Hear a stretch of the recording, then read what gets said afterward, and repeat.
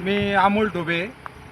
आपण आता उभे आहोत कानूर पारणे रस्त्यावरील नगरपंचायत हद्दीमधील प्रभाग क्रमांक 1 मध्ये.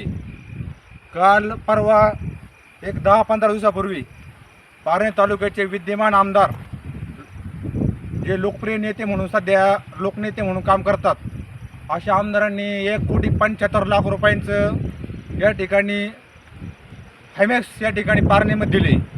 परंतु दुर्भाग्य असं आहे की मित्रांनो, हा हायमॅक्स बंद पडला आहे, 8 दिवसातच बंद पडला आहे.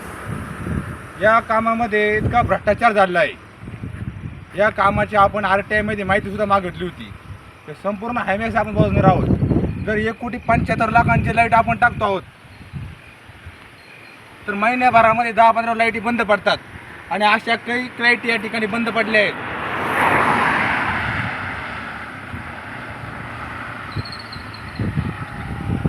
या ठिकाणी सर्वांनी आपल्या प्रभागामध्ये त्या लाईट एकदा चेक करा. बऱ्याच ठिकाणी लाईटी बंद पडल्या आहेत. आणि हा जो निधी येतो तो शासनाला आम्ही वेगवेगळ्या प्रकारचे टॅक्स भरतो. अगदी पेट्रोल डिझेलपासून तर आम्ही एक छोटीशी माची जरी घेतली तर त्यामुळे आमचं टॅक्स भरत असतो. त्यामुळे या कामांना प्रश्न विचारायचा अधिकार आम्हाला आहे. हे लोकप्रतिनिधी हा जनतेचा आहे, हा लोकप्रतिनिधी कोणत्या पक्षाचा नाही.